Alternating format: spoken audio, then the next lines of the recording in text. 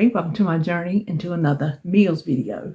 I have 4 things for you this week. 3 I've made before, main dishes, and 1 side dish that I have not made before. And it was from my NASCAR cookbook that I got on my Buy Nothing group. So I was excited to try that. But anyway, I don't really have anything else much to say about it, so we'll just turn around and start cooking.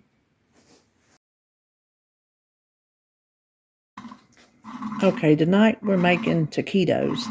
And what you hear in the background is my percolator. This is the skirt steak that I bought at the cattle farm, and it's a good looking dark meat. I'm excited to try it. This will be our first beef that we bought that we've tried. But what we need to do is marinate it in our spice. This is I just call it my steak spice because when I made it up way back in the day, these were the ones I put together. We liked it. I kept it. So it's equal. Let me show you what Everglades is.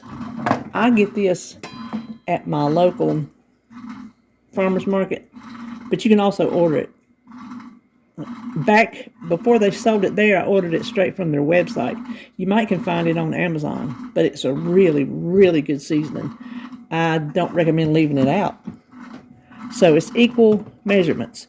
Everglades seasoning, paprika, cumin, onion powder, garlic powder, and chili powder. And I keep it on hand in a little jar. So I'm going to liberally, there we go. Sprinkle it.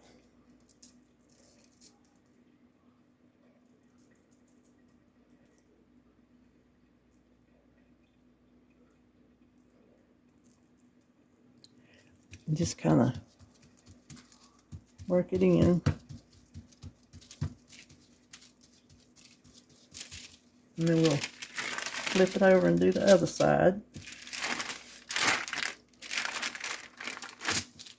Now these you can cook on the grill, which they're very good on the grill, or in the crock pot, which is what I'm going to do.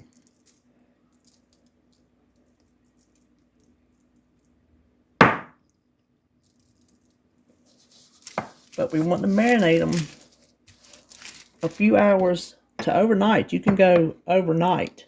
I'll put that in a minute.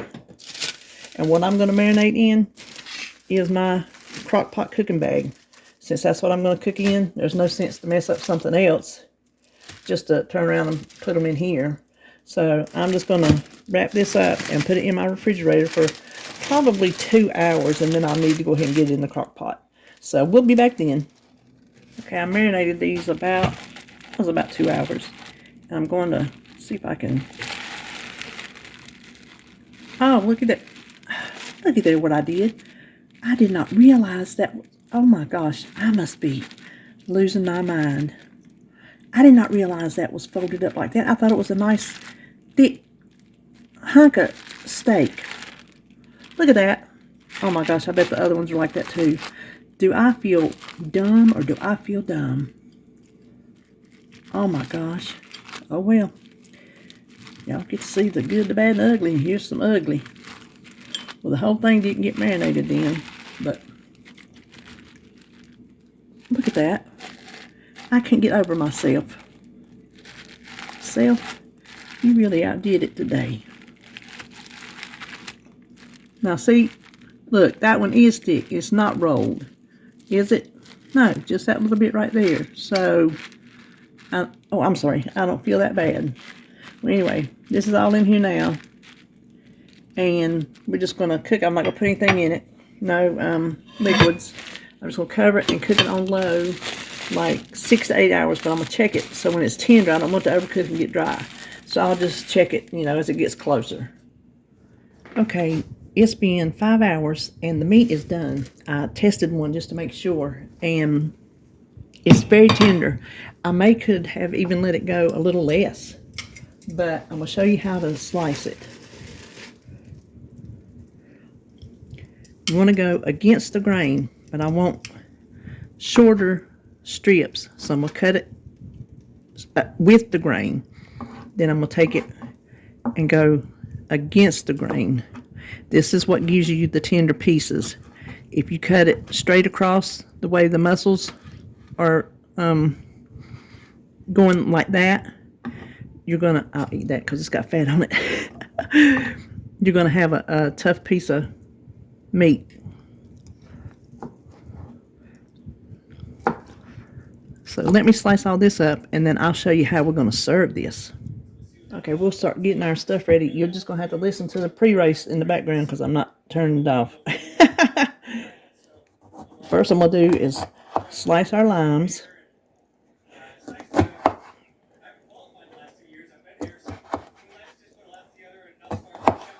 The limes absolutely make it. And we make taquitos different than we make our fajitas or our tacos. It's a different flavor scheme, I guess you could say. Okay, now I haven't showed you my cilantro trick in a long time because I really haven't used it in a long time. I washed it. Just get you a fork, get you a cutting board, and just start raking through the leaves.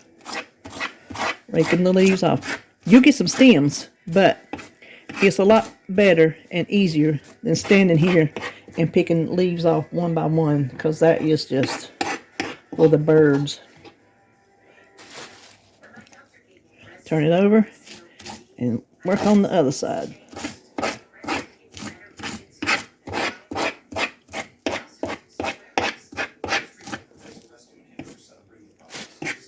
Okay. And that, just the coolest. See how fast that was? Now we want to go through here and chop it smaller. Okay, and we're going to put this aside in a bowl because now we got to do our onions, because that's the topping is the cilantro and onions together. Let me rinse my hands a minute. Okay, I want to chop these onions down because I don't want them this big. So there's my cilantro, and we'll just kind of guide how much we think we need together.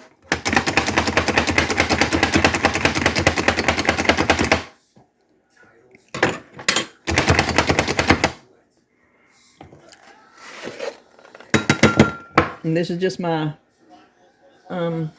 Pampered Chef tool. You can buy them. They don't have to be Pampered Chef.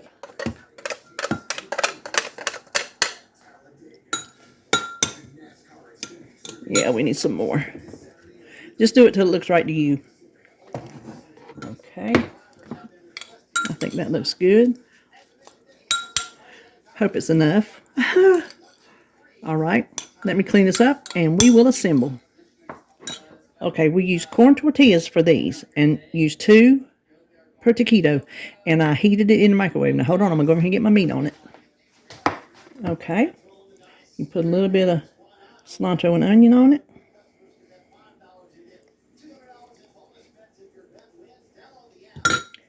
Squeeze it with some lime, as much as you want. I told you it makes it.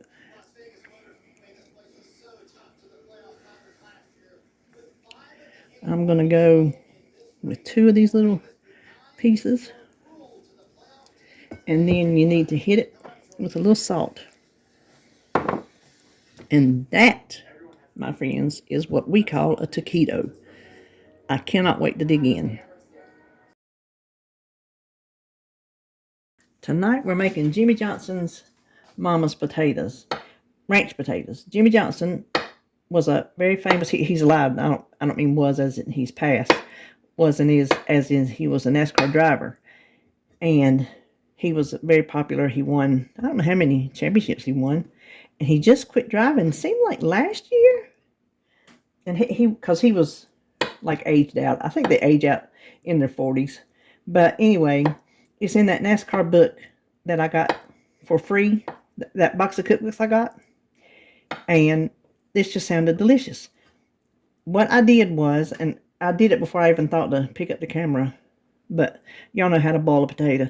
Just boil it whole with skin on until they're tender. Recipe calls for 6, but mine are small.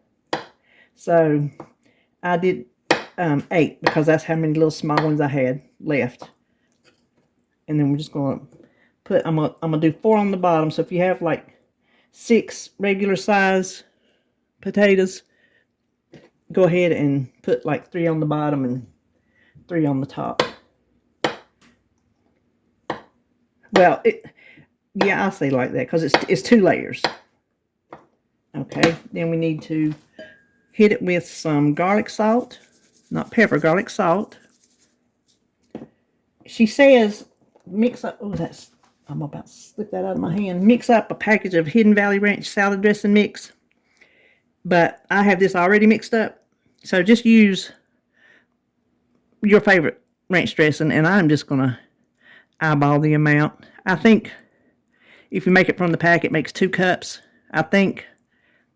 So that's what I'm eyeballing. And then it costs, you know what I think I'm going to do? Hold on. I think I'm going to spread that around a little bit. Make sure it gets on all the taters I can get it on.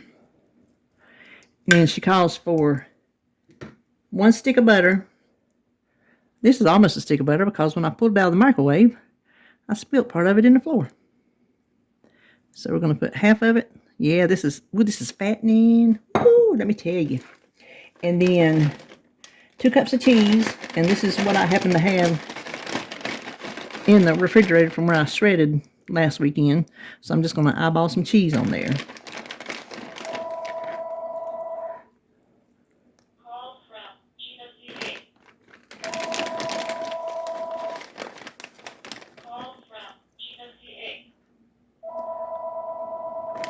I'm not even cutting that out. I'm just letting it ring and answer. We're one of those dinosaur people that still has a landline. Our cell phones aren't always reliable. And like when David calls to make a business, I guess you call a business call, you know, if you're trying to take care of some business, he would rather do it on the home phone because cell phones just cut off, drop calls, the whole 9 yards, you can't hear. So we just keep our landline. We like it. Plus, when it's stuff we don't want to give our cell phone number to, we put our home phone number on it, and then we don't answer it. And nobody ever leaves a message. We might get 1 message a week, because it's all just a bunch of dumb stuff. So, let me just put the rest of these on here. Okay, now we are going to repeat our layers. I'm going to move some of this stuff out of the way. I tell you, with his mama making dishes like this, I don't know how he stayed. Of course, he was married. I don't know. She could have made it when he was a kid. Who knows? But if he ate like this, I don't know how he stayed skinny enough to get in and out of a race car. Oh, that was putting up. Hold on.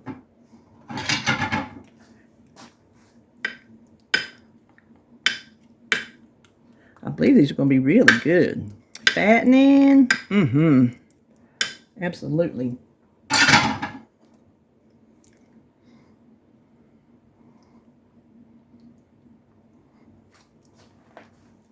And I am here for it. It's a good thing I can't eat as much these days. Now, this will bake at 350. It says 30 to 40 minutes. I guess you just want to get everything good and hot because the taters are cooked. They're tender. They're done. You just want to get everything good and hot. You want to get the cheese all melted down in there on the inside and the top. So that's what we're going to do, and I will show you when it's through. I just about forgot to show you what they look like when they come out. They look scrumptious. Oh my gosh, look at the butter down in there. Look at that. Oh, there. Look at that. I'm putting that on my taters. I'm going to let that cool, and I'm going to let you know what it tastes like. Y'all, them things are good. I'm here to tell you. They're rich and decadent. Oh gosh, they're good. So, there you have it tonight. Jimmie Johnson's Mama's Ranch Potatoes. They're called, in the book, they're called Jimmie's Jammin potatoes. That's what they're called, I think. So that's what we're having tonight with our marinated chicken that I had in the freezer. Tonight we're making chicken frothy casserole. And you can use frozen broccoli. We've got to where we really like the fresh broccoli, the texture of it. I always use frozen broccoli because I was too lazy to cut up the fresh. I'll just be honest with you. But I've been making myself do it. So whatever kind of broccoli you want to use, just cook it until it's as tender as you like it. And we like our vegetables very tender.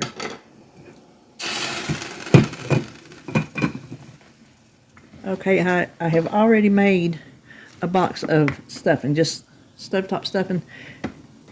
Any flavor you like, but chicken is our favorite. Sometimes we'll just take the pouch, run super hot water in it, like wet the top real good, pour it on the bottom, and then pour hot water in the rest of it for the top when I don't feel like making the stuffing. So do however you want to do.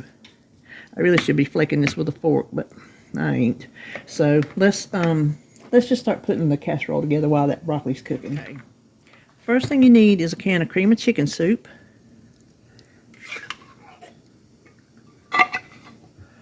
I guess you could use cream of mushroom soup if you wanted to, but since it's chicken casserole, I like to use chicken. And then, now if you want a recipe, you can go to my website under chicken casserole. My chicken and broccoli casserole, my squash casserole, just my plain chicken casserole, all the same casserole. If you want some amounts, you can go there. Otherwise, just do it till it feels right. That's how I've always made it.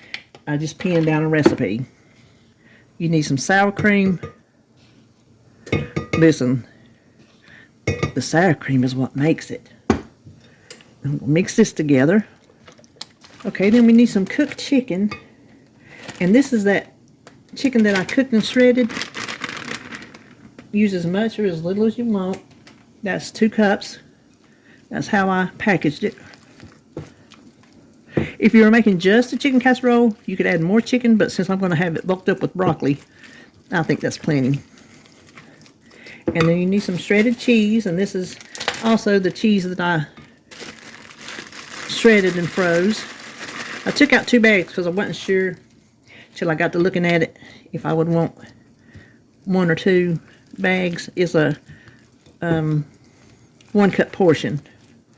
I'm probably going to want that second bag. I am. Get it good and cheesy.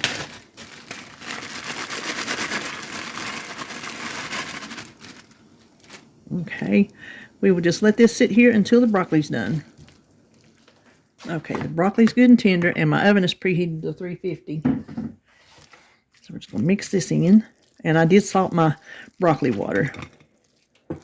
Alright, now I usually make this in a 9 by 13, but I'm thinking it's going to fit in this 11 by 7.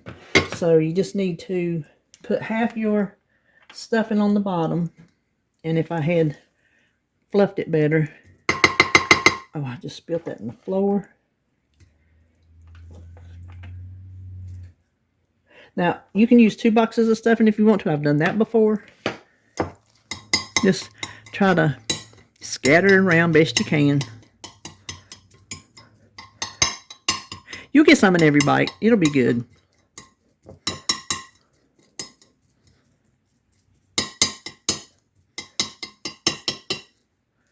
Okay, then we're just going to add our... Oh, if I can hold this, it's so heavy. Hold on.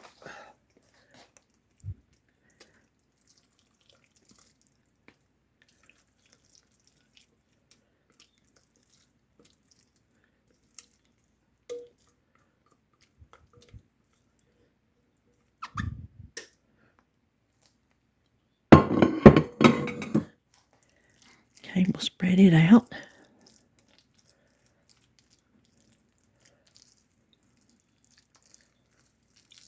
Now, if you make this into a squash casserole, look, it don't look like there's no broccoli down there. You just cook your squash, your yellow squash, slice it and cook it till it's real good and tender, and drain it real good.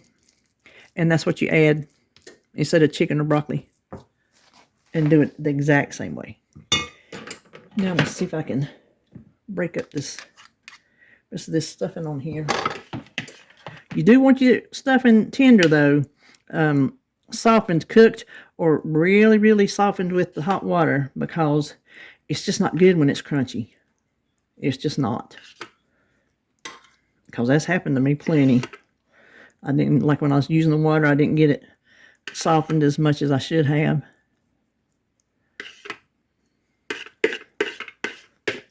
Now this will bake at, and you're going to hate me for this, 350 until it's done.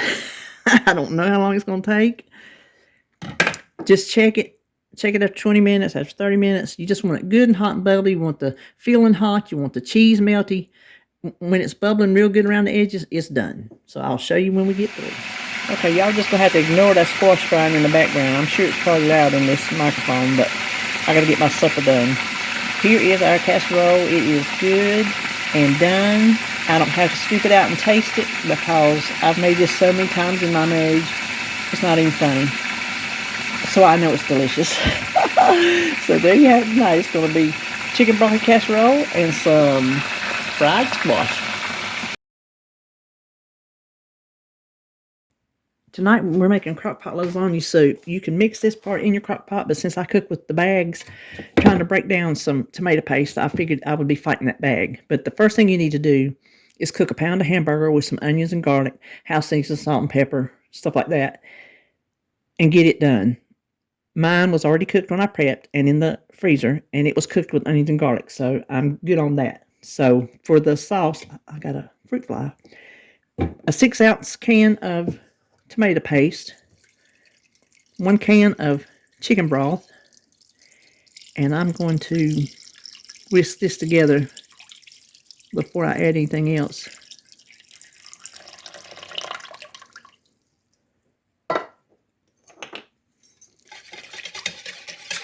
Okay, I think my recipe says 14-ounce cans, but these are 15. Yeah, 15-ounce crushed tomato and a 15-ounce tomato sauce. And then 2 cups of water, which I will rinse my cans out with. Why not? Why not?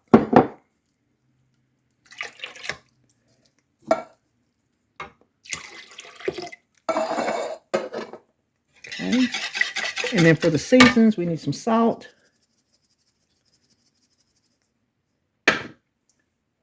a teaspoon of beef bouillon powder,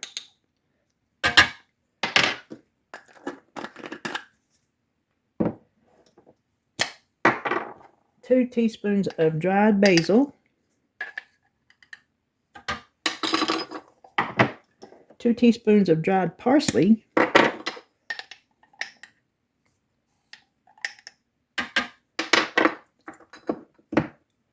and 1 teaspoon of dried oregano.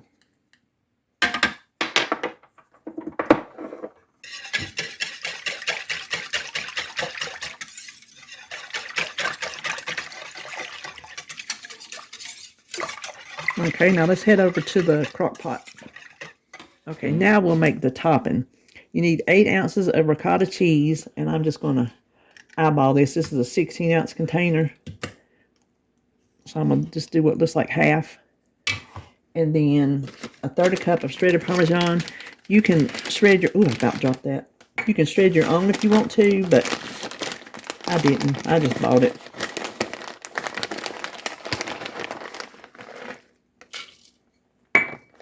And then, close that up. 2 teaspoons of parsley, dried parsley.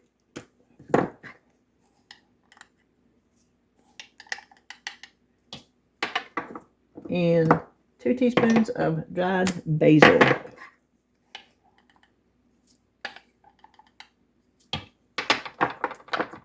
I'm just going to mix that around. Now this is just the topping. When you serve your individual bowls of soup, you just put a couple tablespoons of this on top. Just like that would be the lasagna filling, you know, when you make the layers. So that's the topping. And all we need to do, I could use a smaller bowl, but all we need to do is just keep this in the refrigerator until serving time. And so I'll be back when it's ready to do whatever it is we got to do next. Okay, it is almost time to eat. And while my pasta is cooking, we're going to add our mozzarella cheese. It is 1 cup of shredded mozzarella cheese. Mine's so room temperature, it's not going to take long to melt anyway. I had it in the freezer. But just the heat of the soup, you see how hot that is just going to melt that. And I'm going to go ahead and turn this off because that's scalding hot. It'll be a while before we can eat it probably. So just let that mozzarella melt in the thing, and then when the pasta's ready, we'll talk about that. Okay, so I got my pasta done. The original recipe calls for broken lasagna noodles. Regular sized lasagna noodles, break them into pieces, ball them, get them done, put them in the soup. That's what I did. I didn't like it. So on my recipe that's on my website, I even made a note so I would know and y'all would know. The next time I said I would use 6 to 8 ounces of egg noodles. And that's what I was going to do until John showed me these when we were at Amish country. They're just called lasagna bits. See the little noodles? They just look like little tiny lasagna noodles. So that is what I cooked, and that's what I'm putting in here. So if I didn't have these, it would definitely be egg noodles. Because the broken lasagna noodles I just did not like the size of them or anything. So there is the soup. Now let's dish some up and show you how to serve it. Okay, all we have to do is put a little blob of our filling right in the middle. And then for good measure, I made some garlic bread. Woo, don't that look good? That's going to be good tonight. When you eat it, of course, you're going to have to let it cool. But I stir that around in there and get it all mixed in. Delicious. Okay, well, there you have it, our crock pot lasagna soup.